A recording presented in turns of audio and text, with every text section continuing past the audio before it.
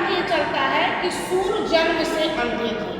पहला मत ये चलता है विद्वानों का, आप लोग पढ़े हो, अगर कभी किताब खोले हो तो ध्यान दिए हो तो ये दो मत के विद्वान हैं। एक मत कहता है कि सूर जन्म से अंधे थे, दूसरा मत ये कहता है कि अगर सूर जन्म से अंधे थे तो फिर वो इतनी सुंदर प्रकृति का वर्णन कैसे कर सकते हैं। एक अंधा व्यक्ति क्या जानता है कि यह प्रकृति कितनी सुंदर है, नंबर एक चीज। नंबर दो चीज, अगर इनके माता पिता नहीं थे या इनको बहुत बचपन के लिए बाल लीलाओं का भी इतना सुंदर वर्णन कैसे कर सकते हैं, क्योंकि जब बच्चा प्यार दुलार पाता है तभी वो जानता है कि माँ का ममत्व क्या होता है और पिता का प्यार और दुलार क्या होता है। भाई आपको जिस तरह से पाला पोसा जा रहा है, आपके ऊपर उसका प्रभाव सदैव ही रहेगा, और जो आप में कमी है वो आप अपने बच्चों में पूरा करने की कोशिश करोगे, है ना। जो आपको लगता है कि अरे ये मुझे होना चाहिए था, नहीं हो पाया, वो आप अपने बच्चों में पूरा करने की कोशिश करोगे।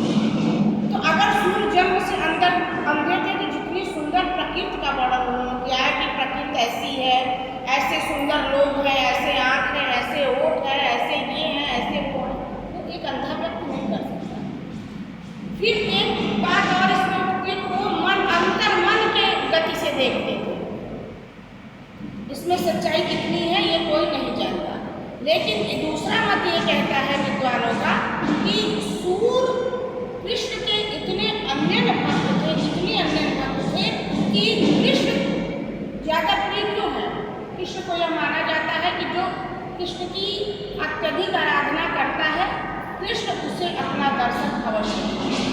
यह बात मीरा पर भी साबित हुई थी कि कृष्ण उन्हें अपना दर्शन दिए थे, और कृष्ण उन्हीं को अपना पति मानते थे, प्रेम पति उन्हीं को मानते थे। इसलिए वो उनका अपने पति से कभी भी कोई सानिध्य नहीं हुआ, या कभी उन दोनों में अच्छे संबंध स्थापित नहीं हुए।